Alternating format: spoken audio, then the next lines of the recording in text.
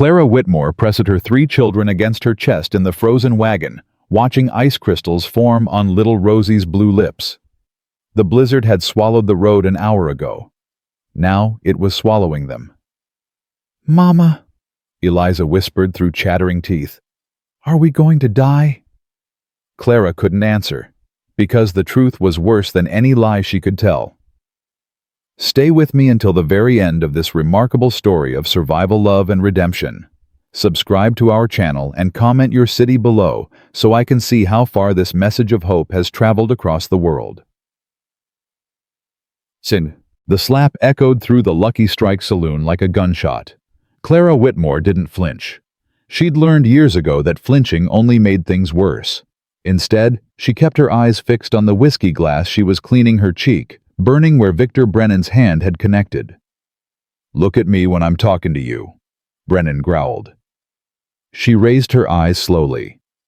At 45, Victor Brennan was the kind of man who'd grown fat on other people's suffering. His silk vest strained against his belly, and his gold watch chain glinted in the lamplight like a snake's eye. "I said your payment is due in 30 days, Mrs. Whitmore. Did you hear me?" "I heard you, Mr. Brennan." And Clara set down the glass. Her hands were steady, even if her heart was racing. "And I'll have your money, same as always." Brennan laughed. It was an ugly sound that made the other men in the saloon look away into their drinks. "Same as always, woman. You've been paying interest for 6 months and ain't touched the principal. Your dead husband owed me $800. At this rate, your grandchildren will still be paying." "Then I'll work harder." Or, Brennan stepped closer, and Clara could smell the cigar smoke and cheap cologne that clung to him like a second skin. "Or you could make this easier on yourself, on those pretty children of yours." Clara's blood went cold. "Leave my children out of this." "Hard to leave them out when they're the collateral, ain't it?" Brennan smiled, showing teeth stained with tobacco. 3 healthy young ones. The boy's 9 old enough to work in the mines. The older girl could fetch a nice price as a domestic servant. And the little one. He paused, savoring Clara's horror. "Well, there's always folks looking for young ones to raise as their own." "You wouldn't." "I would. I have. Ask around Mrs. Whitmore. Ask what happened to the Hendricks widow and her twins. Ask about Sarah Mae Colton and her boy." Brennan leaned in until his lips nearly touched her ear. "But there's another way. You know what I want. You've known since your fool husband drove his wagon off that cliff." Clara's hand found the whiskey bottle on the bar. For one wild moment, she imagined smashing it across his face, watching him bleed, watching him— "I'd think real careful about that," Brennan whispered. "Sheriff Morrison is my cousin. Judge Hartley plays poker at my house every Thursday. Who do you think they'll believe, a respectable businessman or a saloon whore?" The word hit harder than the slap. Clara released the bottle. 30 days. Brennan repeated, straightening his vest. "You come to my office on New Year's Eve with the money or with an answer. Either way, this ends." He walked out into the December night, leaving Clara alone behind the bar with a burning cheek and a shattered heart. "You all right, miss?" The voice came from the corner table, where a shadow of a man had been nursing the same whiskey for 2 hours. Clara hadn't paid him much attention when he came in. Tall, broad-shouldered, wearing a rancher's coat covered with snow. Just another cowboy waiting out the storm. "I'm fine," she said automatically. "Didn't look fine." The man stood, and Clara realized he was bigger than she'd thought. Well over 6 feet, with shoulders that seemed to block out the lamplight behind him. He walked to the bar with the easy grace of someone used to moving through dangerous spaces. "Looked like that man was threatening you." "Just a business discussion." "Business?" The stranger's voice was flat, but something flickered in his gray eyes. "That what they're calling it now?" Clara studied him more carefully. Mid-30s, maybe older. Hard to tell with men who worked the land. His face was weathered with a scar running from his left eye to his jaw. His dark hair was shot through with silver at the temples. But it was his eyes that held her attention. Gray as winter sky and just as cold. I don't believe I caught your name, mister. Didn't give it. He set his empty glass on the bar. But it's Callahan. Nate Callahan. Willow Creek Ranch. Clara had heard of Willow Creek. Everyone in Copper Creek had. 3,000 acres of prime grazing land, the biggest spread in the territory. And Nate Callahan was legendary. A war hero who'd come west with nothing and built an empire. A man who'd buried his wife 5 years ago and hadn't smiled since. You're a long way from home, Mr. Callahan. Storm caught me. He glanced toward the window where snow was piling against the glass. Figured I'd wait it out. Didn't figure on witnessing that. Like I said, just business. Like I said, didn't look like it. Nate's jaw tightened. That man had his hands on you. Where I come from, that ain't business. That's something else entirely. Clara felt a strange flutter in her chest. She couldn't remember the last time someone had stood up for her. Thomas certainly never had.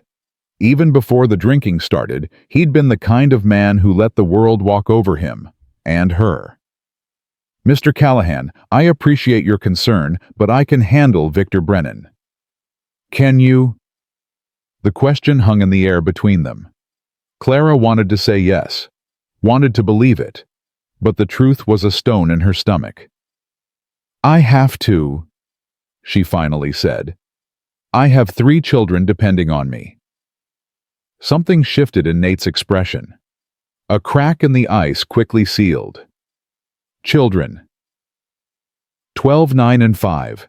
They're with Mrs. O'Brien at the laundry while I work. You work here every night? 6 nights a week. It's the only job that pays enough to keep a roof over our heads and make payments on my husband's debt. Your husband's debt, Nate repeated slowly. Not yours. The law doesn't see it that way. When Thomas died, everything he owed became mine, including $800 to Victor Brennan. At what interest? Clara laughed bitterly. 20%, compounded monthly. Nate's eyes narrowed. That's not interest.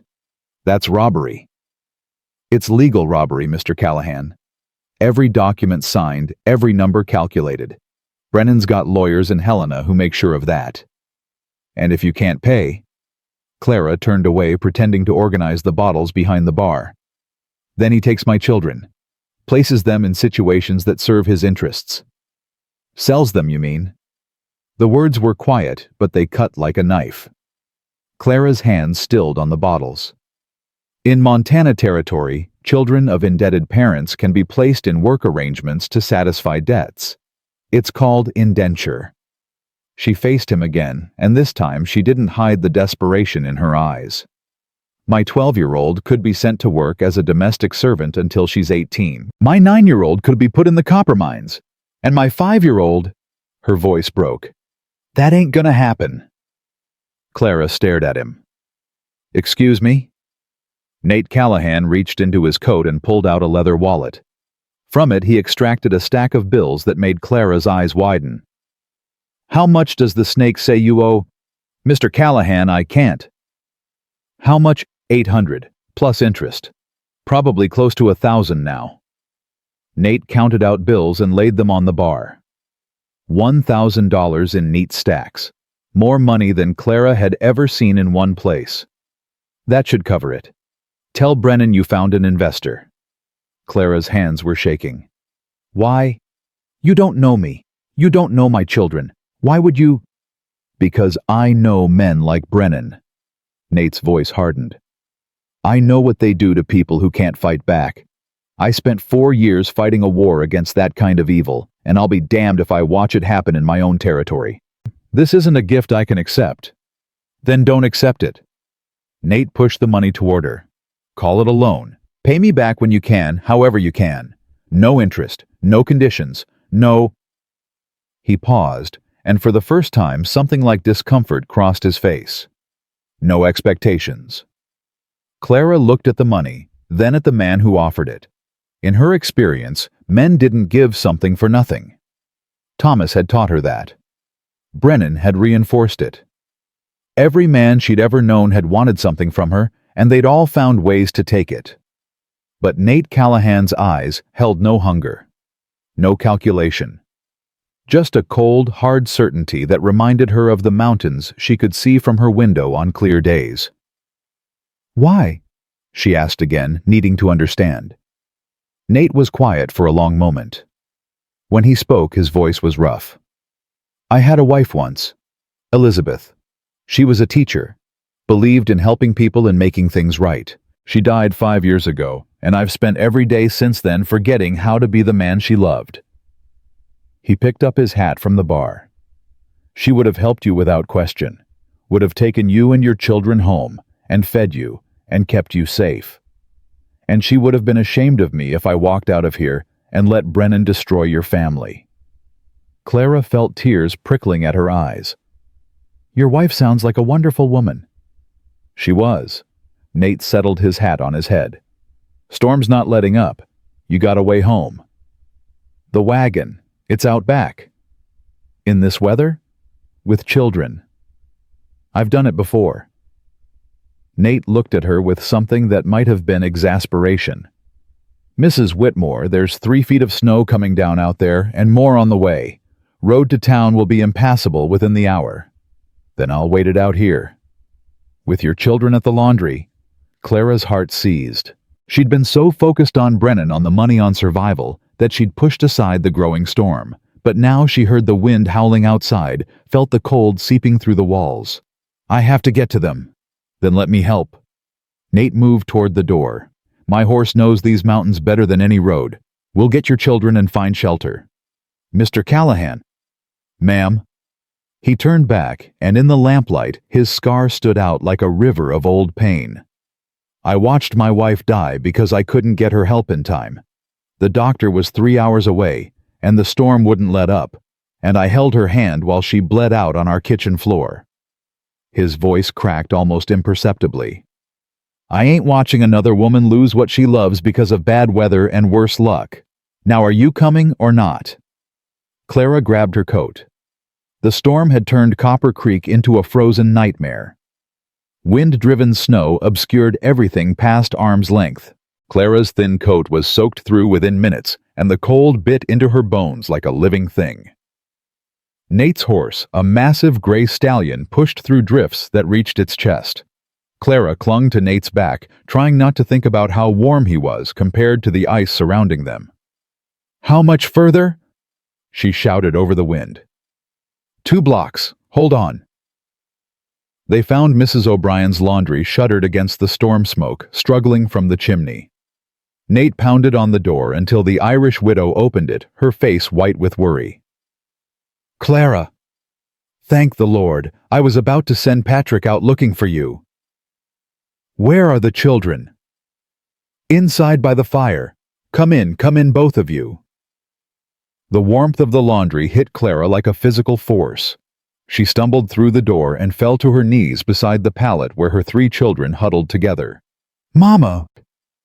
Rosie launched herself into Clara's arms, and suddenly Clara was crying great heaving sobs that she couldn't control and couldn't stop. "It's all right, baby. Mama's here. Mama's got you." Eliza, her 12-year-old, regarded her mother with 2 old eyes. "We heard the storm getting worse. Mrs. O'Brien said you might have to stay at the saloon tonight." "No, sweetheart. I'm here. We're going to—" Clara stopped. "Going to what?" The room she rented from Mrs. O'Brien was above the laundry, but it had no heat of its own, relying on warmth rising from below. In this storm, it would be like an icebox. "You're going to stay right here tonight," Mrs. O'Brien said firmly. "All of you. I've got soup on the stove and blankets enough. We'll make do." "Maggie, I can't impose." "Nonsense. What are friends for, if not times like these?" Nate cleared his throat from the doorway. Snow covered his hat and shoulders, making him look like a figure carved from winter itself. "Mrs. O'Brien's got the right idea. Storm's too bad for travel now. But come morning, if you need somewhere more permanent." He trailed off looking uncomfortable.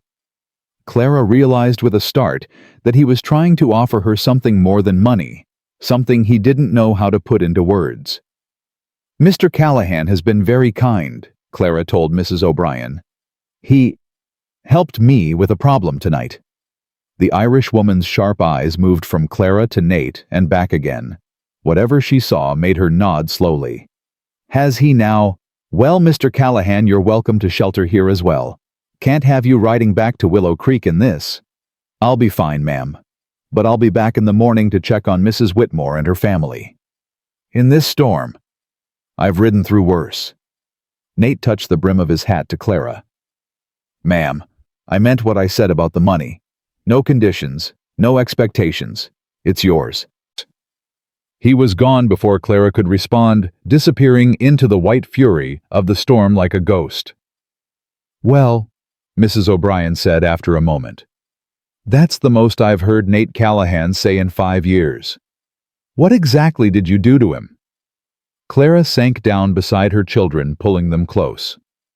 I honestly don't know. But as she watched the door where he'd vanished, something warm flickered in her chest. Something she'd thought had frozen to death long ago, buried beside a husband who'd never deserved her tears. Hope. The storm raged through the night. Clara dozed fitfully on the floor of Mrs. O'Brien's laundry, her children pressed against her on all sides. Sam kept whimpering in his sleep, caught in nightmares she couldn't chase away. Rosie's breathing was thick with the beginnings of a cold. Only Eliza slept soundly, her face smooth and young in the firelight. But even asleep, Eliza's hand gripped Clara's arm with fierce intensity, as if she was afraid her mother might disappear. Around 3 a.m, Clara woke to the sound of voices, low urgent, coming from the front of the shop. She eased away from her children and crept toward the curtain separating the living quarters from the laundry itself. Through a gap in the fabric, she could see Mrs. O'Brien at the door speaking to someone outside. Telling you she's not here. And I'm telling you, Maggie, I don't believe you. The voice was smooth and cold. Victor Brennan. My man saw her leave the saloon with Callahan. Saw them head this direction. Now where is she? Mr. Brennan, it's 3 a.m. in the worst storm we've seen in years. Whatever business you have with Clara can wait until... My business cannot wait. Brennan pushed past Mrs. O'Brien into the laundry. His eyes swept the room, landing on Clara's shadow behind the curtain. Ah, there you are. Clara stepped out, positioning herself between Brennan and the sleeping children. How dare you come here in the middle of the night? How dare I? Brennan laughed. You're the one who took money from another man, Mrs. Whitmore. Did you think I wouldn't find out? Did you think I wouldn't have people watching? That money was to pay your debt. That money was to buy your freedom, and I don't sell. Brennan stepped closer, and Clara could smell whiskey on his breath. He was drunk. Dangerous. You belong to me, Clara. You and those 3 brats of yours. And if you think some washed-up rancher can change that, get out of my shop. Mrs. O'Brien's voice was steady, but Clara could see her hands shaking. Get out or I'll scream for the sheriff. Morrison. My cousin. Brennan smiled. Go ahead, Maggie. Scream all you want. See who comes. Clara's mind raced. She was trapped. No weapons, no escape, and her children sleeping just feet away. If Brennan decided to take them now in the chaos of the storm, who would stop him? Who would even know, Mr. Brennan? She said, keeping her voice calm. The money Mr. Callahan gave me was a loan. I intend to use it to pay you in full. Isn't that what you wanted? What I wanted, Brennan said slowly, was you, on your knees, begging for mercy. That's what I wanted. Then you're going to be disappointed. The words came from behind Brennan, and Clara's heart leaped. Nate Callahan stood in the doorway, snow swirling around him like a cape. He'd removed his hat, and his dark hair was plastered to his skull. But his eyes were steady, and in his right hand, he held a Colt revolver pointed at the floor, but unmistakably ready. Mr. Callahan. Brennan turned slowly, his smile never wavering. Didn't expect to see you again so soon. Didn't expect to need to come back. Nate stepped into the laundry, closing the door behind him. But my horse got nervous. Wouldn't settle. I've learned to trust his instincts. Your horse told you to come here? My horse told me something was wrong. I'd say he was right. Brennan's smile tightened. This is none of your concern, Callahan. Mrs. Whitmore and I have a business arrangement. The lady paid you off. I was there. Watched her count out every dollar. The lady took money from you under false pretenses. She's mine, Callahan. Her and her children. Legal and proper. Nate's thumb moved to the hammer of his Colt. Funny thing about the law, Brennan. It's real good at protecting men like you from men like me. But out here in the middle of a blizzard with no witnesses. He shrugged. Law's a long way off. You're threatening me. I'm making an observation. The two men stared at each other. Clara held her breath. She'd seen violence before, lived with it for 10 years. But this was different. This was two wolves circling each, waiting for the other to show weakness. Finally, Brennan stepped back. This isn't over, Callahan. That woman owes me, and I always collect. Then come collect in daylight, when I can see you clearly. Brennan's face twisted with fury, but he said nothing more. He pushed past Nate and disappeared into the storm. The silence that followed was broken only by the howling wind. Mr. Callahan, Mrs. O'Brien breathed. I can't. Are the children safe? Nate asked, looking at Clara. Yes. Still sleeping. Good. Keep them that way. He holstered his gun and moved to the window, peering out into the darkness. Brennan won't come back tonight. He's a coward at heart. But come morning what? Nate turned to face her, and Clara saw something in his expression that hadn't been there before. A crack in the ice. A flicker of something warm. Come morning, he said quietly. You and your children are coming to Willow Creek. All of you. Until we figure out a more permanent solution. Mr. Callahan, I couldn't possibly. You can and you will. His voice softened. I've got 1,000 acres between Brennan and that ranch. I've got men who'll ride the perimeter day and night. I've got walls and fires and food enough for 20. He stepped closer, and Clara could see the exhaustion in his face, the worry he was trying to hide. Let me help you, Mrs. Whitmore, please. If not for yourself, then for those 3 children sleeping behind that curtain. Clara thought about the room upstairs, freezing and cramped. Thought about Brennan's face, twisted with rage. Thought about Rosie's congested breathing and Sam's nightmares and Eliza's 2 old eyes. Why? She whispered. Why do you care what happens to us? Nate was quiet for a long moment. When he spoke, his voice was barely audible above the wind. Because my wife would have cared. Because somewhere in the past 5 years, I forgot how to be the man she loved. And because... He swallowed hard. Because when I look at your children, I see the ones I never got to have. The ones that died with Elizabeth before they ever had a chance to live. Clara felt tears sliding down her cheeks. She didn't try to stop them. All right, she said. We'll come with you, but just until the storm passes. Just until I can figure out another way. Nate nodded. Whatever you need, Mrs. Whitmore. Clara, she said softly. My name is Clara. For the first time since she'd met him, Nate Callahan almost smiled. Clara, he repeated as if tasting the word. We'll leave at first light. Get some rest. Tomorrow's going to be a long day. He settled into a chair by the door, his hand resting on his gun, his eyes fixed on the window. Clara returned to her children, pulling them close. The storm still raged outside, but for the first time in months, she felt something other than despair.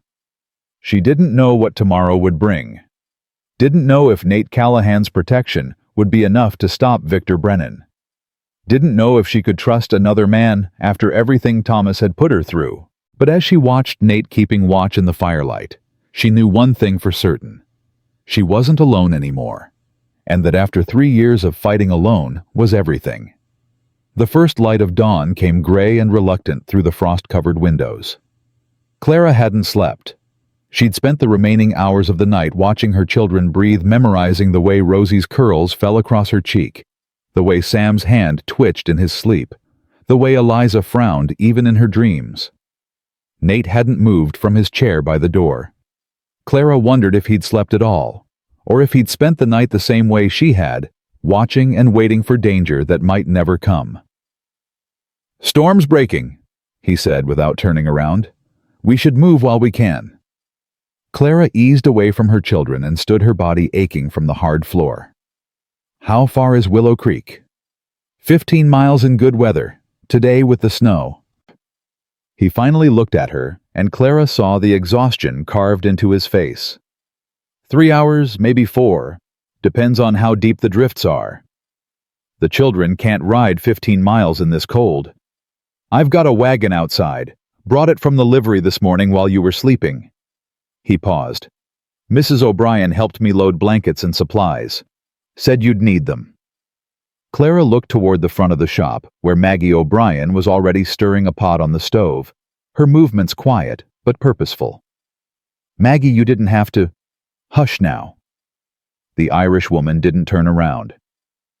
"You think I'd let those babies ride 15 miles without hot soup in their bellies? What kind of friend do you take me for?" "The best kind," Clara whispered. Maggie's shoulders stiffened and Clara realized she was crying. "You come back to me, Clara Whitmore. You hear? When this is all settled, you come back and tell me how the story ends." "I will. I promise." "Don't promise. Just do it." Maggie finally turned, and her eyes were red but fierce. "Now wake those children and get them fed. Mr. Callahan's right about the weather. Won't stay clear for long." Waking the children proved easier than Clara expected. Sam shot up at the first touch, his eyes wild with fear that didn't fade until he saw his mother's face. Rosie whimpered but allowed herself to be pulled into Clara's lap. Only Eliza woke slowly, carefully, her gaze immediately finding Nate in his chair by the door. "Who's that?" she asked, her voice flat with suspicion. "His name is Mr. Callahan. He's helping us." "Helping us how?" Clara hesitated. "How did you explain to a 12-year-old that a stranger had appeared in the night, paid off their debts, faced down their enemy, and was now offering them shelter? How did you make that sound like anything other than a fairy tale?" "He's taking us somewhere safe," she finally said. "Somewhere Mr. Brennan can't find us." "There's no such place." Eliza's voice was old and tired and broke Clara's heart. "Papa used to say that too, that we'd go somewhere safe, somewhere he could start over, and then he'd drink and nothing was safe anymore." Clara pulled her daughter close. "Mr. Callahan isn't your father, sweetheart." "How do you know?" "Because." Clara looked across the room at Nate, who was pretending not to listen, but whose shoulders had gone rigid. "Because your father never protected anyone. And Mr. Callahan, I think protecting people is all he knows how to do." Eliza said nothing, but she didn't pull away either. Small victories. Breakfast was silent and tense. Sam ate with the single-minded focus of a child who'd known hunger, shoveling soup into his mouth like he was afraid it might disappear. Rosie picked at her food, coughing occasionally, her little face flushed with the beginnings of fever. Eliza ate nothing at all, her eyes never leaving Nate. "Your girl doesn't trust me," Nate said quietly to Clara as they loaded the wagon. "Can you blame her?" "No." He lifted a trunk of supplies into the back with easy strength. "I don't trust me either most days." Clara stopped a bundle of blankets in her arms. "What does that mean?" Nate didn't answer immediately. He stood with his hands on the wagon's edge, staring at something she couldn't see. When he spoke, his voice was rough. "I wasn't always like this. Cold, closed off. Elizabeth used to say I had the warmest heart she'd ever known." A bitter laugh escaped him. "Hard to believe now, I reckon." "What changed you?" "Losing her. Losing our baby. His hands tightened on the wood. Losing the only future I ever wanted. After that, it seemed easier to feel nothing, safer. Clara understood. God, how she understood. I was like that after Thomas started drinking, after the first time he hit me. I told myself if I stopped feeling it wouldn't hurt so much. Did it work? No, it just made me forget what it felt like to be alive. They stood in silence for a moment, two broken people recognizing pieces of themselves in each other. Then, Rosie's cough echoed from inside the laundry, and the spell shattered. "We need to go," Nate said. "That child needs to be warm and resting, not traveling through snow."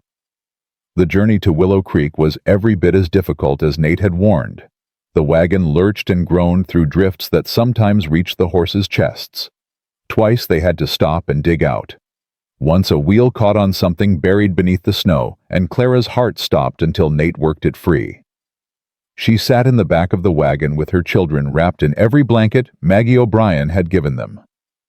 Sam pressed against one side, Rosie against the other, Eliza sitting apart, with her arms wrapped around her knees. "Tell me about where we're going," Sam said, his teeth chattering despite the blankets. Clara looked toward Nate's back, wondering how much to say. "It's a ranch, a big one. Mr. Callahan raises cattle." "Does he have horses?" "I'm sure he does." Sam's eyes lit up with the first genuine excitement Clara had seen in months. "Real horses that I could ride." "You'd have to ask Mr. Callahan." Can I ask him?" Before Clara could answer, Sam was scrambling toward the front of the wagon. Mr. Callahan, do you have horses?" Nate turned his head slightly, and Clara saw surprise flicker across his face. Children apparently weren't something he was used to. "I've got horses," he said slowly. "How many? 23 last count." 23. Sam's voice rose to a squeak. "Can I ride one?" "Please, I've always wanted to ride a real horse. Papa said he'd teach me, but he never did. And then he died, and Mama says we can't afford—" "Sam." Clara's voice was gentle but firm. "Don't pester Mr. Callahan." "He's not pestering." Nate's voice was strange soft in a way Clara hadn't heard before. "And yes, boy, if your mother allows it, I'll teach you to ride." Sam let out a whoop that startled the horses and made Rosie burst into tears. Clara spent the next several minutes calming her youngest, while Sam peppered Nate with questions about horses, cattle ranching, and everything in between. Watching them, Clara felt something shift in her chest. Nate answered each question with patient seriousness, never talking down to Sam, never dismissing his enthusiasm. It was she realized exactly how a father should talk to a son. The thought brought tears to her eyes. Thomas had never talked to Sam like that. Thomas had barely talked to his children at all, except to yell when they made too much noise or got in his way. "You're crying," Eliza said quietly. Clara wiped her eyes quickly. "Just the cold?" "No, it isn't." Her daughter's voice was hard. "You're crying because you're scared, because you don't know if we can trust him, because every time someone helps us, it ends up making things worse." "Eliza." "I'm not stupid, Mama. I remember what it was like before Papa died. I remember the way he smiled at people in town, and then screamed at you when we got home. I remember all the times he promised to stop drinking and never did." Clara felt her heart cracking open. "Mr. Callahan isn't your father." "You already said that, but how do you know? How do you know he won't turn out exactly the same?" Clara looked at her daughter at the fear and anger and desperate hope warring in her young face, and realized she didn't have an answer. Because Eliza was right. She didn't know. She couldn't know. All she had was instinct and desperation and the memory of Nate Callahan standing in a doorway with snow swirling around him offering protection she hadn't asked for and couldn't possibly deserve. "I don't know," she finally admitted. "But I know this. We couldn't stay in Copper Creek. Brennan would have destroyed us. And whatever Mr. Callahan turns out to be, he's given us a chance. That's more than anyone else has done in 3 years." Eliza was quiet for a long moment. Then so softly, Clara almost missed it. I hope you're right, Mama. I really hope you're right. They reached Willow Creek Ranch as the sun broke through the clouds for the first time in days. Clara's breath caught at the sight. The main house was a two-story structure of white-painted wood and river stone, with a wraparound porch that looked out over miles of snow-covered grassland. Behind it stood a massive barn, several smaller outbuildings and corrals, where horses huddled together against the cold. But it was the smoke rising from the chimney that made Clara's eyes fill with tears. Smoke meant warmth. Warmth meant safety. And safety was something she'd almost forgotten existed. "This is your home," Sam breathed. "This is home," Nate confirmed, and something in his voice suggested he was reminding himself as much as them. The front door opened before they reached it, and a woman emerged, small and fierce, with iron-gray hair pulled back in a severe bun. She had to be 60 if she was a day, but she moved with the energy of someone half her age. "Nathaniel Callahan, what in God's name have you brought home this time?"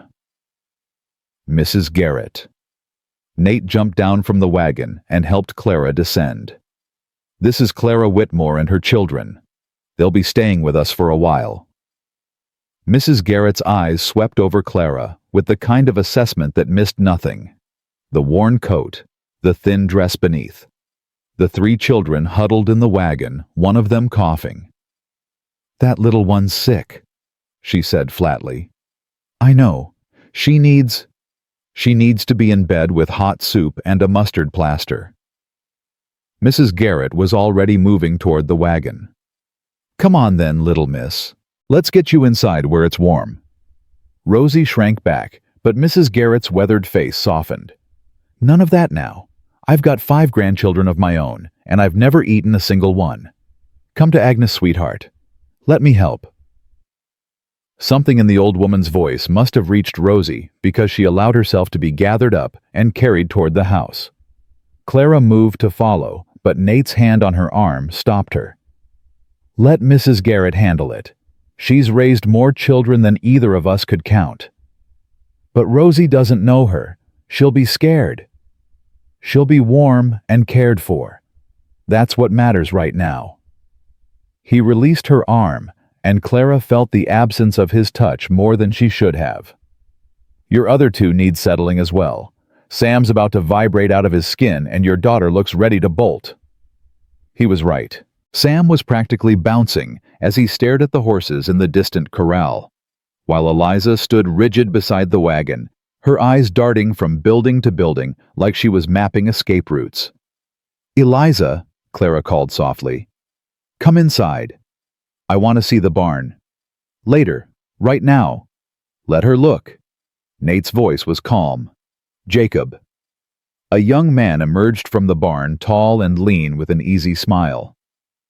"This is Eliza Whitmore. She wants to see the horses. Keep an eye on her." "Yes, sir." Jacob tipped his hat to Eliza. "Miss, you want to see the barn? I was just about to feed the horses." Eliza hesitated, suspicion warring with curiosity. Curiosity won. She followed Jacob toward the barn without a backward glance. "She needs time," Nate said quietly. "Time and space and proof that not everyone who helps has an angle." "How did you know?" "Because I was her once. After the war. After everything I saw and did." His voice dropped. "It took Elizabeth 3 years to convince me that kindness could exist without conditions. I'm guessing it'll take your daughter longer." Clara watched Eliza disappear into the barn, her heart aching. "I should have protected her better. Should have left Thomas years ago before—" "Don't." Nate's voice was sharp. "Don't do that to yourself. You survived. You got your children out. That's more than many women manage." "How do you know?" "Because I've seen what happens to the ones who don't. During the war. After it." His jaw tightened. Elizabeth used to help them. Women who escaped bad situations. She'd bring them to the ranch, patch them up, give them money to start over. Said it was her calling. She sounds remarkable. She was. Nate turned toward the house. She would have liked you, Clara. Would have seen in you what I see. What do you see? He paused with one foot on the porch steps. A woman who hasn't given up. Despite everything. Despite every reason to quit. You're still fighting. He looked back at her, and for just a moment the ice in his eyes thawed. That's rare. That's precious. And I aim to make sure Brennan never takes it from you. The inside of the house was warm, almost stiflingly so, after the bitter cold of the journey. Clara stood in the entry hall, taking in the polished wood floors, the heavy furniture, the paintings on the walls. Everything spoke of money and taste and a woman's touch that must have been Elizabeth's. It's not changed since she died, Nate said, reading her thoughts. Mrs. Garrett keeps it just as Elizabeth left it. I never had the heart to tell her to stop. Why would you? It's beautiful. It's a museum. His voice was flat. A shrine to someone who's never coming back. But I couldn't. I didn't know how to let go. Clara understood. After Thomas died, she'd kept his coat in the closet for 6 months, even though the sight of it made her sick. Grief was strange that way. It made you cling to things you should release. Mama! Sam came barreling down the stairs, nearly colliding with Clara. Mama, you should see our room. It's huge. There's 2 beds and a fireplace and a window that looks out at the mountains. And Mrs. Garrett says there's a creek behind the house where you can catch fish in summer and... Breathe, sweetheart. Clara laughed despite herself. How's your sister? Rosie's sleeping. Mrs. Garrett gave her medicine and she stopped coughing. Relief washed over Clara. Good. That's good. And Mr. Callahan, sir. Sam turned to Nate with eager eyes. Jacob said you have a horse named Thunder, who's the fastest horse in Montana. Is that true? Can I see him? Thunder's not for beginners. But Nate's voice was kind. I've got a mare named Penny, who's gentle as a lamb. Tomorrow, if the weather holds, I'll introduce you. Tomorrow? But I want... Samuel Thomas Whitmore. Clara's voice carried the warning tone every mother mastered. Mr. Callahan has been riding all day in the cold. He needs rest. We all do. Sam's face fell, but he nodded. Yes, Mama. Sorry, Mr. Callahan. No need to apologize, boy. Enthusiasm's nothing to be sorry for. Nate ruffled Sam's hair with an awkwardness that suggested he wasn't used to touching children. Now go help Mrs. Garrett set the table. Earn your keep. Sam raced off toward the kitchen, and Clara found herself alone with Nate in the entry hall.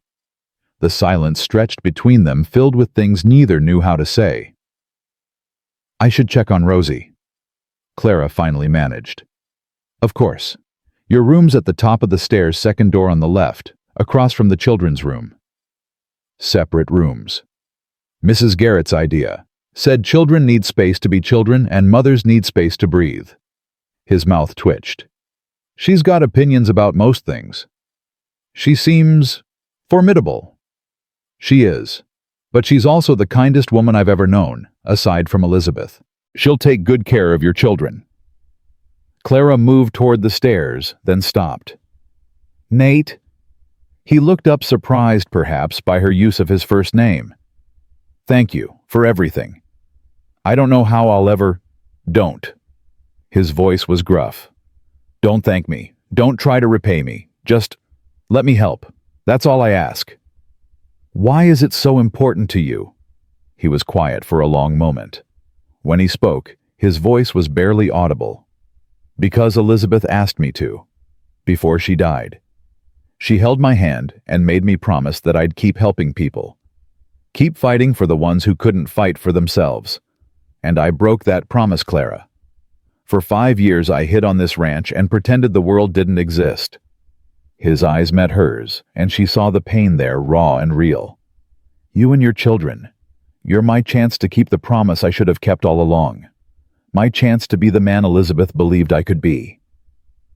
Clara didn't know what to say, so she did something she hadn't done in years. She reached out and took his hand, squeezing gently. Then we'll figure this out together, she said. You, me, and 3 children who need to learn that not everyone in this world wants to hurt them." Nate's hand tightened on hers just for a moment. Then he released her and stepped back, the ice returning to his eyes like a door closing. "Get some rest, Clara. Tomorrow we start planning." "Planning for what?" "For war." His voice was hard. "Because Victor Brennan isn't going to give up. He's going to come for you, and when he does, I intend to be ready." Clara climbed the stairs with his words echoing in her mind. War. The word should have terrified her. Should have sent her running back to Copper Creek to the devil she knew, rather than the unknown dangers ahead. But as she pushed open the door to her room and saw the soft bed, the crackling fire, the window overlooking miles of untouched snow, she felt something else entirely. Not fear, not desperation. Determination. Victor Brennan had taken everything from her. Her dignity, her peace, her children's childhood. He'd tried to take her very self to break her down until she had nothing left. But he'd failed. She was still standing, still fighting. And now she had something she'd never had before. An ally. A protector. A man who looked at her like she was worth saving. Clara Whitmore lay down on the soft bed and closed her eyes. For the first time in 3 years, she slept without nightmares. And in the room across the hall, her children slept too.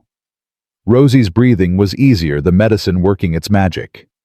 Sam's dreams were filled with horses instead of fear. And Eliza, who hadn't truly slept in years, finally let go of the tension she carried in her shoulders. They were safe. For now. But outside, the wind was picking up again, and somewhere in Copper Creek, Victor Brennan was planning his next move. 3 weeks passed at Willow Creek Ranch, and Clara began to forget what fear tasted like. Rosie's cough disappeared within days, replaced by the healthy flush of a child who ate 3 meals a day and slept in a warm bed. She followed Mrs. Garrett around the kitchen like a shadow, learning to knead bread and stir soup and crack eggs without getting shells in the bowl. The old woman pretended to be annoyed, but Clara caught her smiling when she thought no one was looking. Sam transformed entirely. The nervous, twitching boy who'd arrived in the back of a wagon had been replaced by someone Clara barely recognized. He spent every waking moment with the horses, learning to brush them and feed them and clean their hooves. True to his word, Nate introduced him to Penny, a gentle chestnut mare who seemed to understand that her new friend was fragile. The first time Sam rode on his own, just a slow walk around the corral, Clara cried. Not from fear, though that was there too. From joy. From the sight of her son grinning so wide his face might split, his small hands gripping the reins with fierce determination. "He's a natural," Jacob said, leaning against the fence beside her. "Got good instincts. Listens to the horse instead of trying to force her." His father never taught him. Never taught him much of anything. Mr. Callahan's teaching him now. Jacob's voice was careful. "Never seen the boss take to a kid like that. Not since—" He trailed off, but Clara understood. Not since Elizabeth. Not since the baby who never got to be born. Only Eliza remained unchanged. She helped with chores when asked, ate her meals without complaint, and answered questions with the minimum possible words. But she watched. God, how she watched. Every interaction between Clara and Nate, every kindness from Mrs. Garrett, every laugh from her siblings, watching and waiting for the other shoe to drop. "Give her time," Nate said one evening, finding Clara on the porch after the children had gone to bed. "She's been hurt worse than the others. Takes longer to heal." "I know." Clara pulled her shawl tighter against the cold. "But it breaks my heart. She used to laugh, Nate, before Thomas started drinking, before everything went wrong. She used to laugh all the time." "She'll laugh again." He stood beside her, not touching, but close enough that she could feel his warmth. "When she's ready. When she believes it's safe." "Do you think it is safe?" Nate was quiet for a long moment. "Brennan hasn't made a move yet. My men have been watching the roads. Nothing." "That worries you?" "It terrifies me." His voice dropped. Brennan isn't the kind to give up. He's planning something. Something big. And when he comes, you'll be ready. I'll try. He finally looked at her, and Clara saw the fear he kept hidden from everyone else. But I'm one man, Clara. 8 ranch hands. Against whatever army Brennan can buy with his money. Then why are you doing this? Why risk everything for strangers? You're not strangers anymore. The words came out rough, almost angry. You're the first thing that's made sense to me in 5 years. You and those children. The way Sam looks at me like I'm some kind of hero. The way Rosie hugs my leg when I come in from the barn. Even Eliza watching me like she's waiting for me to prove her right about men. He turned to face her fully, and Clara's breath caught at the intensity in his eyes. I spent 5 years dead inside Clara. 5 years going through the motions. And then you walked into that saloon with your head high and your spine straight, refusing to break even when Brennan had you cornered. And something in me woke up. Nate, I'm not saying it right. He ran a hand through his hair, frustrated. I never could say things right. Elizabeth used to do the talking for both of us. But I need you to understand. Whatever happens with Brennan, whatever comes next, I'm not going to let him hurt you. Not because of obligation or guilt or some promise to a dead woman. He stepped closer, and Clara felt her heart hammering against her ribs. Because I care about you, he said quietly. About your children. About the way you smile when you think no one's looking. About the sound of your voice reading stories to Rosie at bedtime. I didn't know you could hear that. My room's next to hers. The walls are thin. A ghost of a smile crossed his face. You do all the voices. The witch, the princess, the dragon. Rosie giggles every time. Clara felt heat rising to her cheeks. I'm not very good at it. You're wonderful at it. His voice was barely a whisper now. You're wonderful at everything, and I don't know how to tell you that without sounding like a fool. You don't sound like a fool. I feel like one. He reached out slowly, giving her time to pull away. When she didn't, his fingers brushed her cheek. Clara, I know this is complicated. I know you've got reasons not to trust any man. But I need you to know that I would never hurt you. Never. I know. And she did. Somehow impossibly, she knew it as surely as she knew her own name. I've known since that first night, when you stood up for me in the saloon, when you followed us through the storm, when you faced down Brennan with nothing but your gun and your stubbornness. She covered his hand with her own, holding it against her cheek. I haven't trusted anyone in 10 years, Nate. Thomas beat that out of me. But you, Clara, his voice cracked on her name. I trust you. The kiss was gentle, tentative, nothing like the desperate groping Thomas had called affection. Nate's lips brushed hers like a question, and when she answered by pressing closer, his arms wrapped around her with a tenderness that brought tears to her eyes. This was what it was supposed to feel like. This was what she'd been missing all along. They stood on the porch, holding each other, as the stars wheeled overhead, 2 broken people finding pieces of themselves in each other's arms. And for one perfect moment, Clara believed that everything might actually be all right. The moment shattered the next morning. Clara was helping Mrs. Garrett with breakfast when they heard the horses. Multiple horses coming fast up the road to the ranch. Nate was out the door before Clara could move his hand on his gun. Stay inside, he ordered. Keep the children away from the windows. Nate what? Inside. Now. Clara gathered Sam and Rosie from the kitchen, her heart pounding. Mrs. Garrett had already closed the shutters on the ground floor windows, moving with the efficiency of someone who'd done this before. Where's Eliza? Clara demanded. Barn. Sam said, his voice small with fear. She went to help Jacob with the morning feeding. Clara's blood turned to ice. The barn was 100 yards from the house. If there was shooting, she ran for the door, but Mrs. Garrett caught her arm. Clara, no, Nate said. My daughter is out there. And Nate won't let anything happen to her. Trust him. Trust. The word hung in the air between them. Clara looked toward the door, then at her two younger children huddled against the kitchen wall, their faces white with terror. She couldn't leave them. Couldn't abandon Sam and Rosie to go after Eliza. But she couldn't stand here, either, waiting, not knowing. The sound of voices drifted through the shutters. Men talking. No gunfire. Not yet. "Watch them," Clara told Mrs. Garrett. "Don't let them out of your sight." She slipped out the back door before the old woman could stop her, staying low as she moved toward the barn. Her heart hammered so loud she was sure they could hear it at the front of the house. The barn door was open a crack. Clara pressed her eye to the gap and nearly collapsed with relief. Eliza was inside, hidden behind a stack of hay bales with Jacob. The young foreman had his rifle out, but it was pointed at the floor. He was whispering something to Eliza, who nodded grimly. Clara pushed the door open just enough to slip through. "Eliza?" "Mama." Her daughter's face crumpled for just a moment before the mask slammed back down. "What are you doing here?" Mr. Callahan said.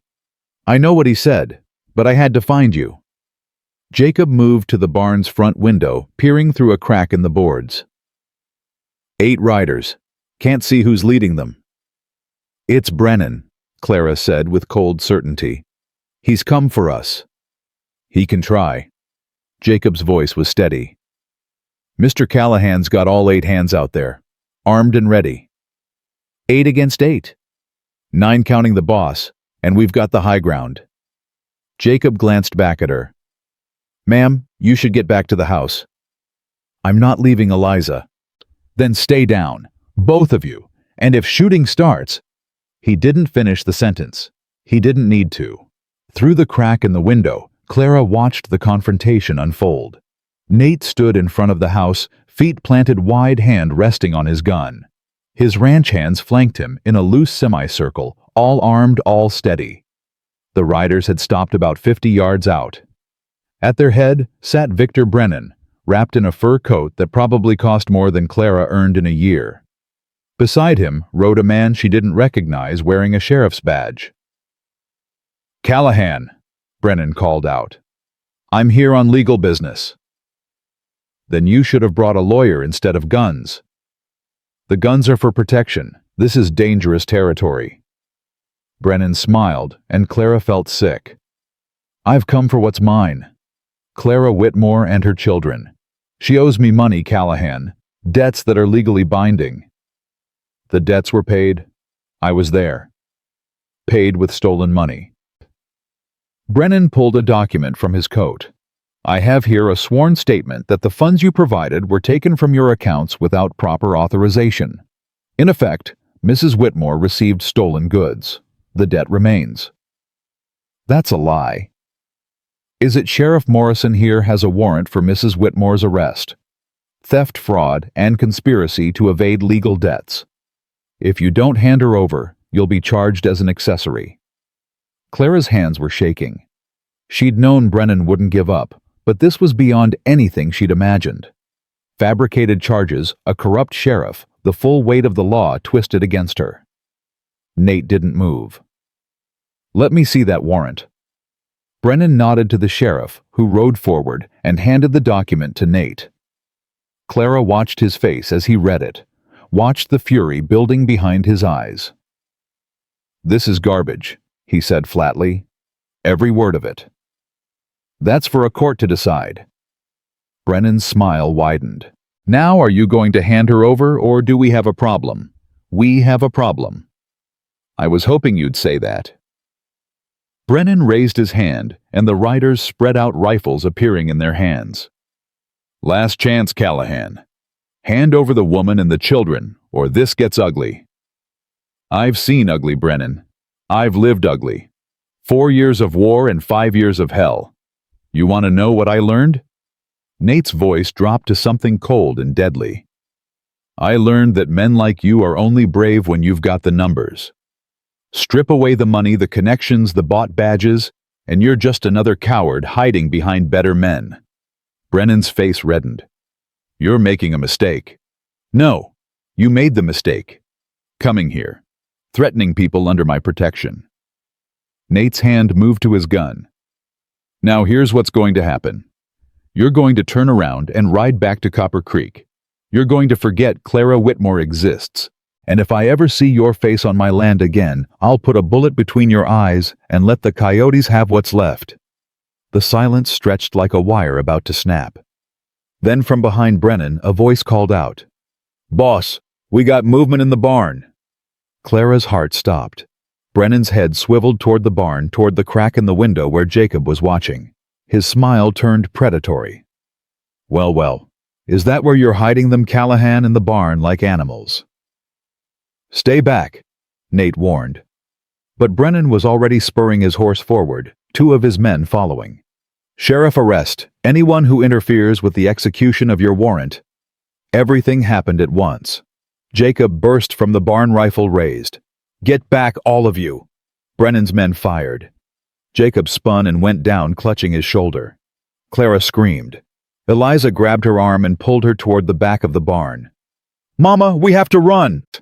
"Jacob, he's alive, Mama, but we can't help him if we're dead. Come on." They ran, out the back door of the barn, across the snow toward the tree line. Clara's lungs burned with cold air, her legs screaming in protest. Behind her she could hear gunfire, shouting. The thunder of hooves. There! In the trees. They weren't going to make it. The horses were too fast, and Clara was too slow, and Eliza wasn't beside her anymore.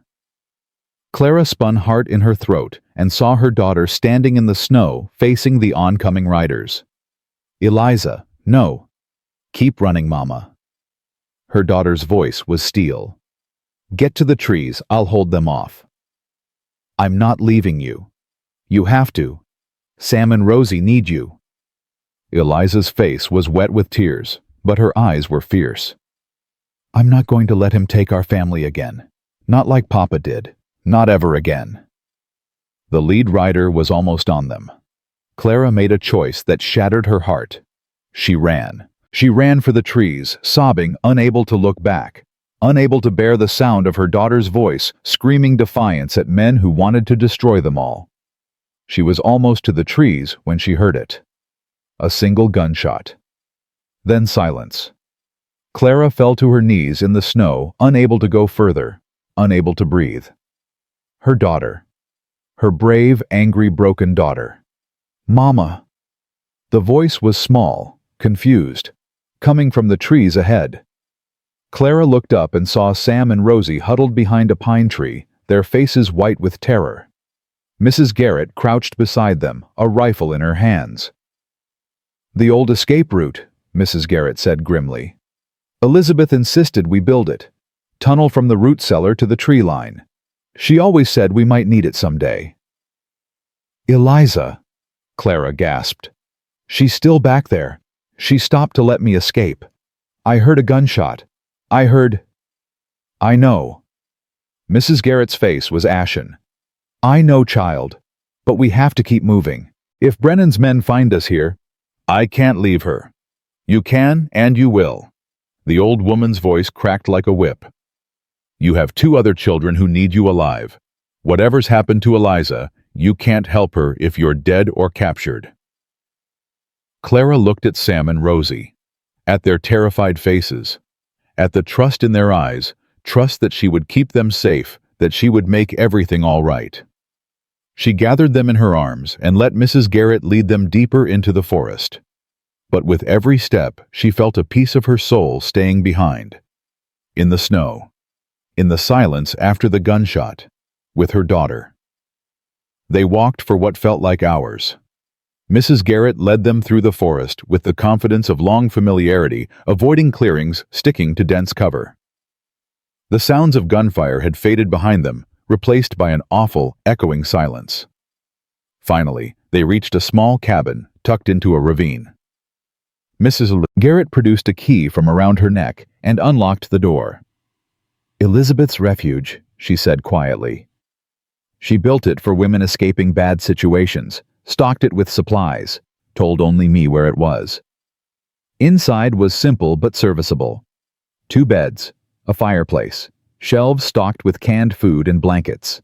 Everything a family would need to survive. Clara settled Sam and Rosie on one of the beds, wrapping them in blankets, whispering reassurances she didn't believe. Her hands were shaking so badly she could barely strike a match to light the fire. "What's going to happen to Eliza?" Sam asked, his voice tiny. "I don't know, sweetheart." "Is she dead?" "I don't know." "Is Mr. Callahan going to save her?" Clara closed her eyes against the tears that wouldn't stop falling. "I don't know." She held her children as darkness fell outside, listening to the wind howl through the trees. Somewhere out there, her daughter was facing the consequences of her courage. Somewhere out there, Nate Callahan was fighting a battle she couldn't see. And here in this cabin built by a dead woman's compassion, Clara Whitmore faced the longest night of her life. Not knowing if her daughter was alive. Not knowing if the man she was beginning to love was dead. Not knowing anything except the weight of her 2 remaining children in her arms and the terrible crushing certainty that everything had fallen apart. Mrs. Garrett sat by the window, rifle across her knees, keeping watch. "We wait," she said quietly. "We wait and we pray. It's all we can do." Clara pressed her face into Sam's hair and prayed harder than she'd ever prayed in her life. The knock came at dawn. Clara had been drifting in and out of a nightmarish half-sleep, her children clutched against her chest. Every sound in the forest had jolted her awake. Every gust of wind had sounded like approaching horses. But this was different. 3 sharp knocks. A pause. 2 more. Mrs. Garrett was on her feet, instantly, rifle raised. "That's the signal," she breathed. "Elizabeth's signal. Only 3 people alive know it." "Who?" "Me, Nate, and Jacob." The old woman moved toward the door. "Stay back until I'm sure." She opened the door a crack, and Clara heard a voice that made her heart stop. "Mrs. Garrett? It's me." Nate. Clara was across the cabin before she knew she was moving. She shoved past Mrs. Garrett and threw herself at Nate, not caring about propriety. Not caring about anything except the solid warmth of his body and the proof that he was alive. "You're hurt," she gasped, pulling back to see blood seeping through his shirt sleeve. "It's nothing. Grazed me." His hands gripped her shoulders, his eyes searching her face. "Are you all right?" "The children. Sam and Rosie are fine, but Eliza—" Clara's voice broke. "The gunshot. I heard a gunshot, and she was still back there and I couldn't—" "She's alive." The words hit Clara like a physical force. "What?" "She's alive, Clara. Brennan took her, but she's alive." Clara's knees buckled. Nate caught her, easing her down onto the cabin's rough bench. "Tell me everything." Nate crouched in front of her, his face haggard with exhaustion and pain. "The gunshot you heard was one of Brennan's men firing into the air, trying to make you stop running. When Eliza stood her ground, they grabbed her instead of shooting her." "Why?" "Because she's worth more alive. Leverage against you." Nate's jaw tightened. "Brennan sent a man to the ranch with a message. He's got Eliza at his house in Copper Creek. He'll release her unharmed if you come to him. Alone." "Then I'll go." "No." Nate's voice was sharp. "That's exactly what he wants. The minute you walk through his door, he'll have you both. I don't care. She's my daughter. And she'd want you to think clearly." He took her hands, forcing her to meet his eyes.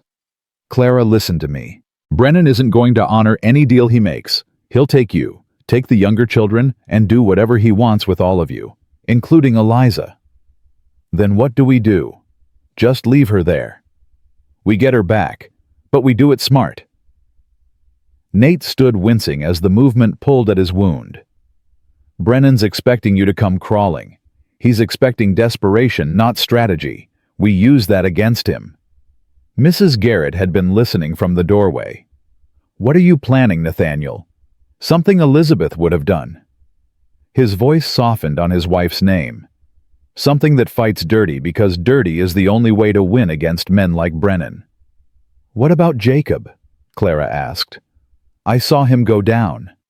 Shoulder wound. Bad but not fatal. He's back at the ranch with the doc. Nate's expression darkened. We lost 2 men in the fighting. Good men. Brennan's going to answer for that.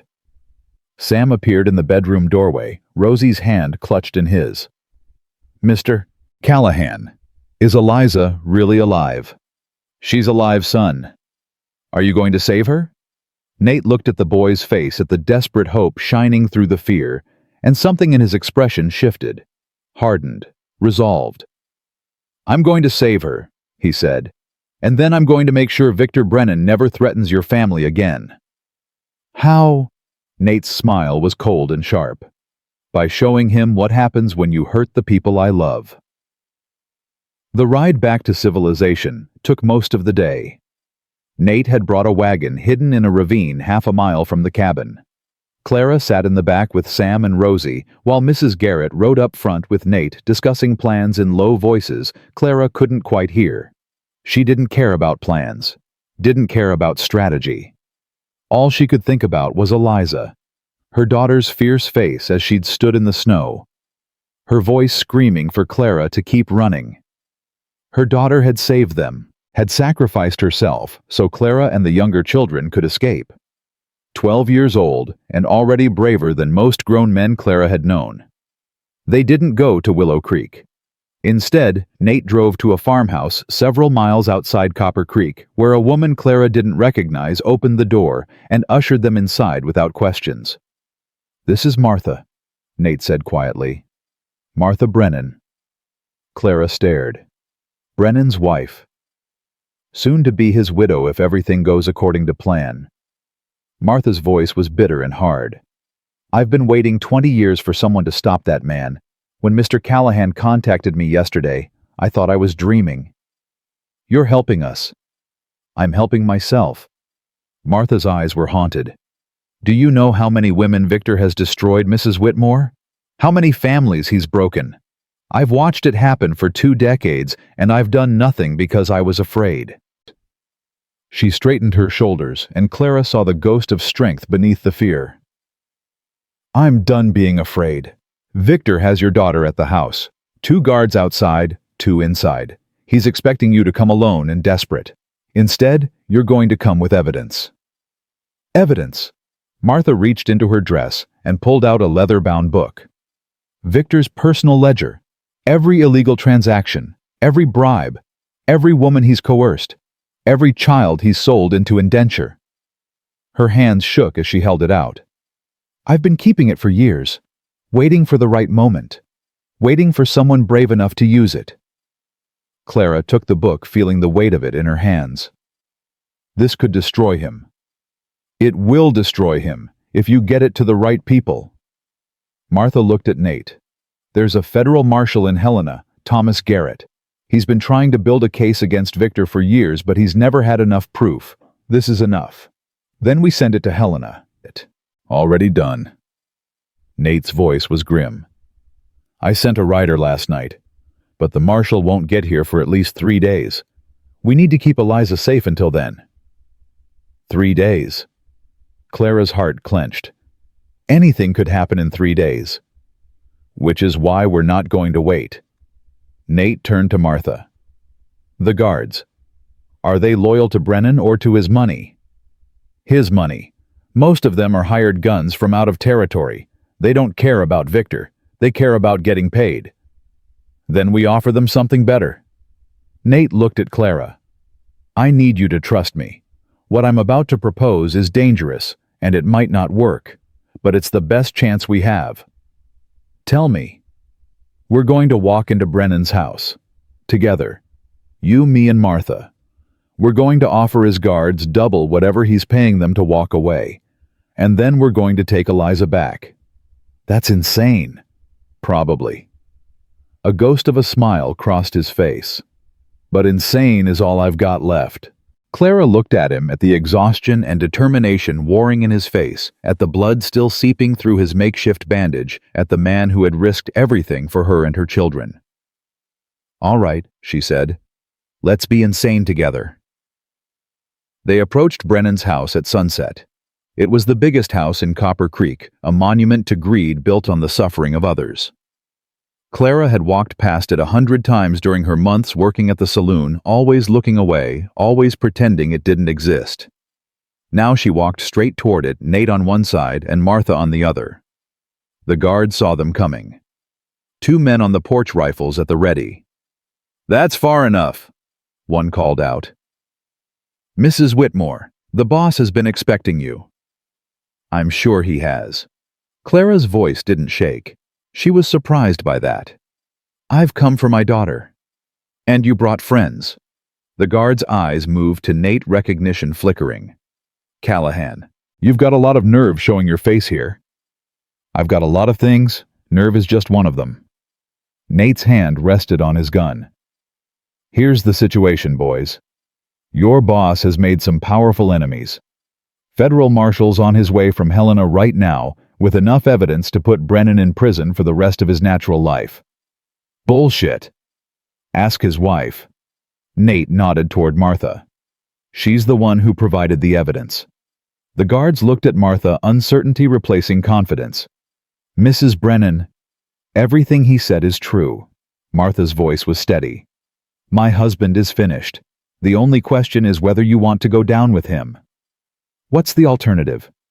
"Walk away. Right now. Mr. Callahan will pay you double whatever Victor owes you, and you ride out of Montana territory tonight. No questions, no consequences." The guards exchanged glances. Clara could see them calculating, weighing loyalty against self-preservation. "111 said finally. Triple what he owes us and we never saw you." "Done." Nate reached into his coat and pulled out a stack of bills. "Half now, half when we're out of here with the girl." The money changed hands. The guard stepped aside. Clara's heart was pounding so hard she could barely breathe as they entered the house. The foyer was grand and cold, all polished wood and expensive paintings. The kind of house that looked beautiful from outside and felt like a prison from within. "Victor's study is upstairs," Martha whispered. "That's where he'll have the girl." They climbed the stairs, every creak of the wood sounding like thunder in the silence. Clara's legs were shaking. Her hands were sweating. But she kept moving one step at a time toward her daughter. The study door was closed. 2 more guards stood outside it, younger than the ones on the porch, more nervous. "Same deal," Nate said quietly. "Triple wages. Walk away." One guard looked at the other. "Jimmy, I don't know about this." "Think about it," Nate pressed. "Your boss is going to prison. Everything he owns will be seized. You think he's going to pay you from a jail cell?" The younger guard's resolve crumbled. "Fine, fine, but if this goes south, it won't." Nate handed over more money. "Get out of here, both of you." They fled down the stairs without looking back. Clara reached for the door handle, but Nate stopped her. "Let me go first." "No." Her voice was firm. "She's my daughter. I go first." She opened the door. Victor Brennan sat behind a massive oak desk, a glass of whiskey in his hand, and a smile on his face that made Clara's skin crawl. Across from him, tied to a chair with a gag in her mouth, sat Eliza. Clara's daughter was pale, her face streaked with dried tears, but her eyes were fierce, defiant, alive. "Clara," Brennan stood spreading his arms wide. "I knew you'd come. A mother's love is such a predictable thing. Let her go." "In a moment. First, let's discuss terms." Brennan's eyes moved to Nate and Martha. "Ah, my wife, and the rancher who thinks he's a hero. This is disappointing but not unexpected." "It's over, Victor." Martha's voice shook, but she didn't back down. "The federal marshal has your ledger. Everything you've done is going to come out." "My ledger?" Brennan laughed. "You mean the one I found missing from my safe this morning? The one I assumed you'd taken?" He reached into his desk drawer and pulled out a familiar leather-bound book. "Martha, darling, did you really think I wouldn't have copies?" Clara felt the ground shift beneath her feet. "You knew." "I've known about Martha's little collection for years. I let her keep it because it made her feel powerful. Brennan's smile widened. But it's useless without corroborating witnesses. And somehow all the women who might have testified against me have disappeared. You're a monster. I'm a businessman. Brennan moved around the desk, keeping it between himself and Nate. Now here's what's going to happen. Clara, you're going to come with me. Quietly. Your daughter will be released to Mr. Callahan, who will take her and leave Montana Territory forever. If he ever comes back, if he ever contacts you again, the girl dies. No. Nate's hand moved toward his gun. Brennan pulled a small pistol from his pocket and pressed it against Eliza's head. I wouldn't do that if I were you, Callahan. I may not be the shot you are, but at this range even I can't miss. Clara's world narrowed to the gun against her daughter's temple. Victor, please. She's just a child. She's leverage. Same as you. Same as everyone. Brennan's eyes were cold. This is how the world works, Clara. The strong take what they want. The weak suffer. You can either accept that or watch your daughter die. There's a third option. The voice came from behind them. Clara spun and saw someone she never expected. Reverend William Crane stood in the doorway, his face white with shock and horror. Behind him stood Sheriff Morrison and 3 other men Clara recognized from town. Good men. Honest men. Victor Brennan, the Reverend said, his voice shaking. We heard everything. The whole town heard everything. What are you talking about? Sheriff Morrison stepped forward. Mrs. Brennan came to us yesterday, told us everything. We didn't believe her at first, but she asked us to come tonight, to listen outside the window. She said you'd confess if you thought you'd won, the Reverend continued. And you did. You confessed to everything. Coercion, destruction of evidence, murder. Brennan's face went pale. You can't prove anything. We have witnesses now, Victor. Morrison's voice was hard. 12 good citizens of Copper Creek who heard you admit to making women disappear. That's enough for an arrest. That's enough for a trial. You wouldn't dare. I'm done not daring. Morrison looked at Clara and she saw shame in his eyes. Mrs. Whitmore, I'm sorry. I should have helped you months ago. I should have stood up to my cousin instead of looking the other way. It's not too late, Clara said softly. No, it's not. Morrison turned back to Brennan. Put down the gun, Victor. It's over. For a long, terrible moment, Brennan didn't move. The pistol stayed pressed against Eliza's head, his finger on the trigger. Clara couldn't breathe, couldn't think, couldn't do anything except pray. Then Nate spoke, his voice calm and deadly. You've got one chance, Brennan. Put down the gun and face trial. Or pull that trigger, and I'll put 6 bullets in you before she hits the ground. You'd risk the girl. I won't have to, because you're a coward. Nate's eyes were ice. You've always been a coward. You hurt women and children because they can't fight back. But when you face someone who can... He smiled cold and sharp. You fold. Every time. Brennan's hand was shaking. Clara could see sweat beading on his forehead. Put it down, Victor, Martha said quietly. For once in your miserable life, do the right thing. The gun clattered to the floor. Clara was across the room before anyone could stop her, tearing at Eliza's bonds, pulling the gag from her mouth. Her daughter fell into her arms, sobbing, and Clara held her so tight she thought they might merge into one person. Mama! Eliza gasped. Mama, I was so scared. I know, baby, I know.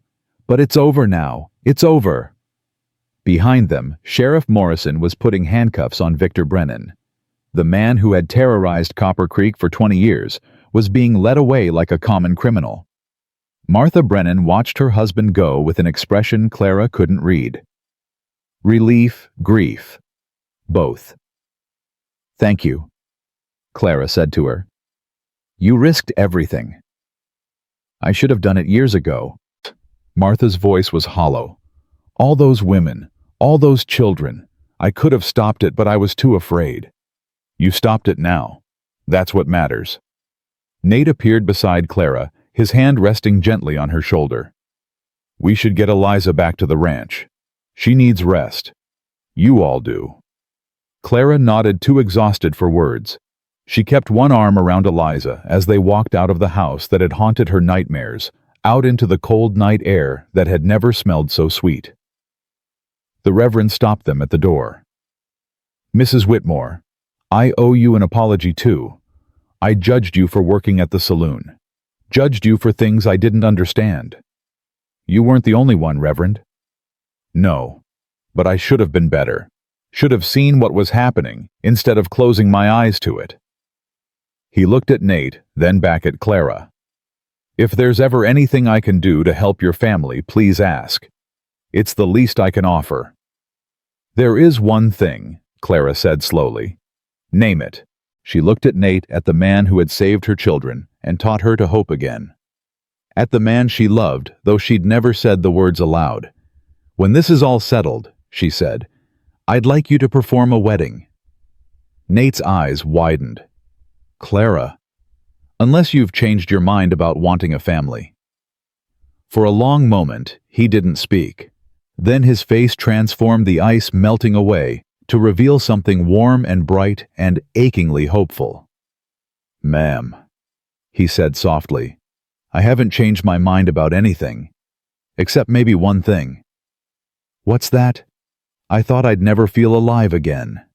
He reached out and touched her face, gentle as a prayer. I was wrong. Eliza made a disgusted sound. Are you two going to kiss because I just survived a kidnapping and I'm not sure I can handle that too? Clara laughed.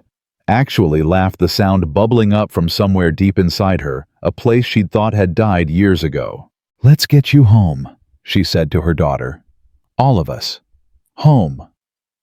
They walked out into the night, leaving Victor Brennan's empire crumbling behind them. Clara held Eliza close on one side, while Nate walked on the other, his hand finding hers in the darkness. Somewhere out there, Sam and Rosie were waiting with Mrs. Garrett. Somewhere out there, a new life was beginning. Clara Whitmore had walked into Copper Creek a broken woman, with nothing but her children and her stubborn refusal to give up. She was walking out with a family, and that she thought, as the stars wheeled overhead, was the only happy ending she'd ever needed.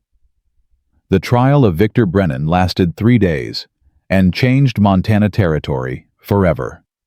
Clara sat in the front row of the Copper Creek courthouse, her children pressed close on either side. Nate stood behind her, his hand resting on her shoulder, a silent reminder that she wasn't facing this alone. The federal marshal from Helena had arrived 2 days after Brennan's arrest, bringing with him a team of lawyers and investigators who tore through the banker's empire like wolves through a henhouse. Every crime, every bribe, every ruined life was laid bare for the territory to see. Martha Brennan testified for 6 hours. Her voice never wavered as she recounted 20 years of abuse, manipulation, and terror. She named the women her husband had coerced. She described the children he'd sold into indenture. She provided documents, dates, and details that left the courtroom in stunned silence. When she finished, the judge called a recess. Clara found Martha standing alone in the hallway, her face pale but her spine straight. "How do you feel?" Clara asked quietly. "Empty." Martha's laugh was hollow. 20 years of secrets and now everyone knows. I should feel relieved. Instead, I just feel tired. What will you do now? Leave, I think. Start over somewhere no one knows my name or my husband's crimes. She looked at Clara with something like envy. You're lucky, you know. You found someone who loves you, someone worth building a life with. You'll find that too. Maybe. Martha didn't sound convinced. Or maybe some of us are meant to pay for our cowardice, for all the years we stayed silent while others suffered. Clara took her hand. You spoke up when it mattered. That counts for something. Does it? It saved my daughter's life. It saved my family. Clara squeezed gently. Whatever else you've done or failed to do, You gave us a future. I won't forget that." Martha's eyes filled with tears, but she blinked them back. "Take care of those children, Mrs. Whitmore. Take care of that man of yours. Don't waste a single day of the life you've been given." "I won't." The verdict came on the third day. Guilty on all counts. Victor Brennan was sentenced to life in prison, his assets seized and distributed to his victims. The empire he'd built on suffering crumbled to dust in a single afternoon. Clara watched them lead him away in chains, his face twisted with rage and disbelief. He screamed threats and curses until the doors closed behind him, cutting off his voice like a knife. "It's over," Eliza whispered beside her. "It's really over." "Yes, sweetheart, it's really over." But even as she said the words, Clara knew they weren't quite true. Brennan's defeat was just the end of one chapter. The next chapter was only beginning. The wedding took place on Christmas Eve, 1 month after Victor Brennan's conviction. Clara stood in the bedroom that had become hers at Willow Creek Ranch, staring at her reflection in the mirror. Mrs. Garrett had altered one of Elizabeth's dresses for the occasion, a simple cream-colored gown with lace at the collar and cuffs. It wasn't fancy or expensive, but it was beautiful. "You look like a princess," Rosie said from the bed, her eyes wide with wonder. "I look like a nervous wreck." "Same thing." Eliza appeared in the doorway, and Clara's breath caught. Her daughter had grown so much in the past month. Not just physically, though, that too. The hardness in her eyes had softened. The permanent tension in her shoulders had eased. She was beginning to look like a child again instead of a survivor. "You ready, Mama?" "No," Clara laughed shakily. "Not even close." "Too bad. The Reverend's downstairs and Mr. Callahan looks like he might pass out if you don't appear soon. Nate's nervous. Nate's terrified." Eliza's lips twitched. "Jacob said he's been pacing the parlor for an hour. Nearly wore a hole in the floor." Clara felt some of her own nervousness ease. It was strangely comforting to know that Nate was just as scared as she was. That this mattered to him as much as it mattered to her. "All right," she said, taking a deep breath. "Let's not keep him waiting." The parlor had been transformed. Mrs. Garrett had filled it with candles and winter greenery, creating a warm glow that pushed back the cold December darkness. The ranch hands lined the walls, scrubbed clean and wearing their Sunday best. Jacob stood beside Nate, his shoulder still bandaged, but his smile wide. And Nate. Clara's heart stuttered at the sight of him. He wore a dark suit that she'd never seen before, probably something from his closet that he hadn't touched since Elizabeth's funeral. His hair was combed back, his beard neatly trimmed, his boots polished to a shine. But it was his face that made her throat tight with emotion. The fear in his eyes, yes, but also the hope, the joy, the love. She'd never seen anyone look at her the way Nate Callahan looked at her now. "Dearly beloved," Reverend Crane began, "we are gathered here today to witness the union of Nathaniel Callahan and Clara Whitmore." Clara barely heard the words. She was lost in Nate's eyes, in the gentle pressure of his hands holding hers, in the knowledge that after everything they'd survived, they'd found their way to this moment. "Do you, Nathaniel, take this woman to be your lawfully wedded wife?" "I do." His voice was rough with emotion. "I do, and I'll spend every day proving she made the right choice." "And do you, Clara, take this man to be your lawfully wedded husband?" Clara looked at Nate, at the man who had saved her from an auction of sorts, who had given her children a home, and given her heart a reason to beat again. "I do," she said. "Forever and always I do." "Then by the power vested in me, I pronounce you husband and wife." The Reverend smiled. "You may kiss your bride." Nate's kiss was gentle, almost reverent, as if Clara was something precious he was afraid of breaking. But when she wrapped her arms around his neck and pulled him closer, the kiss deepened into something that made the ranch hands whistle and Mrs. Garrett clear her throat pointedly. "Save something for later," the old woman said, but she was smiling. "There's cake to be eaten and children to be fed." The celebration lasted well into the night. Sam ate so much cake he made himself sick, and Rosie fell asleep on Jacob's lap, her small hand still clutching a candy cane. Even Eliza seemed to relax, allowing herself to laugh at the ranch hands' jokes and accept their congratulations with something approaching grace. As the clock struck midnight, Clara found herself on the porch, wrapped in a blanket and watching the snow fall. Nate appeared beside her, 2 cups of hot cider in his hands. "You should be inside," he said. "It's freezing." "I know, but it's so beautiful out here." She took the cider and leaned against him. "I keep thinking I'm going to wake up and discover this was all a dream."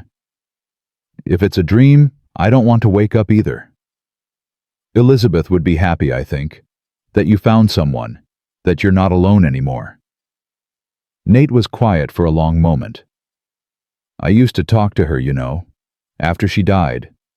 I'd sit by her grave and tell her about my day, about the ranch, about how much I missed her." "What did you tell her about me?" "That I'd found someone worth loving again." His arm tightened around her. "That I'd found someone who made me want to be the man she always believed I could be." "And what do you think she said?" Nate smiled, and for the first time, Clara saw the warmth that Elizabeth must have fallen in love with all those years ago. "I think she said it's about damn time." Clara laughed, the sound bright and clear in the frozen night. "I think I would have liked her." "You would have. She would have liked you too." He turned her to face him, his hands cupping her face. "Clara, I want you to know something. Whatever comes next, whatever challenges we face, I'm not going anywhere. You and those children are my family now. Nothing's ever going to change that." "I know." She covered his hands with her own. "I've known since that first night in the saloon, when you stood up for me even though you didn't know me. Even though you had no reason to. I had every reason. I just didn't know it yet." They stood together in the falling snow, 2 people who had found each other against impossible odds, building something new from the wreckage of their pasts. The years that followed were not easy, but they were good. Sam grew tall and strong, spending every spare moment with the horses, until he could ride better than men twice his age. At 16, he started helping Nate manage the ranch, learning the business with the same intensity he'd once applied to survival. By 20, he was overseeing operations while Nate stepped back to spend more time with his growing family. Rosie bloomed like a flower in sunlight. The nervous, sickly child who'd arrived at Willow Creek became a confident young woman with her mother's determination and her stepfather's quiet strength. She discovered a talent for healing spending hours with the ranch's animals and eventually studying under Doc Whitmore in Copper Creek. By 22, she was the territory's first female veterinarian. But it was Eliza who surprised everyone. The angry, suspicious girl who'd refused to trust anyone became a fierce advocate for the voiceless. She studied law by correspondence, devouring every book she could find, and at 25 became one of the first women to argue before the Montana Territorial Court. Her first case was a widow being cheated by a banker. She won. Her second case was a group of orphans being sold into indenture. She won that too. By the time she was 30, Eliza Callahan was known throughout the territory as the woman you called when the powerful tried to crush the weak. She never lost a case that mattered. "You created a monster," Nate said one evening, watching Eliza tear apart a corrupt land agent's testimony in the newspaper. Clara smiled. "I created a warrior. There's a difference. She gets it from you, you know. That fire, that refusal to give up. She gets it from both of us." Clara leaned her head on his shoulder. "From everyone who showed her that fighting back was possible. That justice wasn't just a word." Mrs. Garrett passed away in the spring of 1893, quietly and peacefully, in the bedroom she'd occupied for 30 years. She left behind a household that had become a home, a family she'd helped raise, and a legacy of practical wisdom that Clara quoted almost daily. "She would have hated all this fuss," Clara said at the funeral, looking at the crowd of people who'd come to pay their respects. Ranch hands, townspeople, former refugees, who'd found shelter at Willow Creek over the years. She would have pretended to hate it, Nate corrected. But secretly, she would have been pleased. Clara laughed through her tears. You're right. She would have. They buried her beside Elizabeth on the hill, overlooking the ranch she'd loved. Two women who had shaped Nate Callahan into the man he'd become resting together in the Montana soil. The letter arrived on a Tuesday in the fall of 1895. Clara was in the kitchen preparing dinner for the extended family that now filled Willow Creek to bursting. Sam had married a schoolteacher from Helena, and they had twin boys who seemed determined to destroy everything in sight. Rosie was visiting with her husband, a gentle farmer who looked at her like she'd hung the moon. Even Eliza had come bringing case files and complaints about judges who didn't understand the law. Nate found her there, flour on her apron and joy in her heart, and handed her an envelope with a federal seal. What is it? Open it. Clara wiped her hands and carefully opened the envelope. Inside was a single page covered in official script. She read it twice before the words made sense. The Widows Protection Act, she whispered. They named it after me. After all of us. Nate's voice was thick with emotion. After everything we went through, and everything Eliza fought for. The federal government just passed a law protecting widows and orphans from debt coercion throughout the Western Territories. Clara sank into a chair, the letter trembling in her hands. This means... It means what happened to you can never happen to anyone else. It means Brennan's crimes weren't just punished, they were prevented. Forever. Mama! Sam appeared in the doorway, one of his twins on each arm. What's wrong? You're crying. Nothing's wrong, sweetheart. Clara laughed and cried at the same time. Everything's right. Everything's finally completely right. That evening, the entire family gathered on the porch to watch the sunset. Clara sat in her rocking chair, with Nate beside her, surrounded by children and grandchildren and the life they'd built together. 12 years ago, she'd been a desperate woman with 3 starving children facing a monster who wanted to destroy them all. She'd had nothing but her stubborn refusal to give up. Now, she had everything. What are you thinking about? Nate asked softly. That night in the saloon, when you stood up for me. What about it? I keep wondering what would have happened if you hadn't been there, if you'd stayed at the ranch instead of riding into town. Nate was quiet for a moment. I almost didn't come. The storm was bad, and I had no good reason to make the trip. But something told me I needed to be there. What something? I don't know. Elizabeth, maybe? Looking out for me from wherever she is. He took Clara's hand. Or maybe just fate deciding that 2 broken people had been alone long enough. Do you believe in fate? I believe in you. He raised her hand to his lips. I believe in our children. I believe that sometimes when the world seems darkest, a light appears. And if you're brave enough to follow it, it leads you home.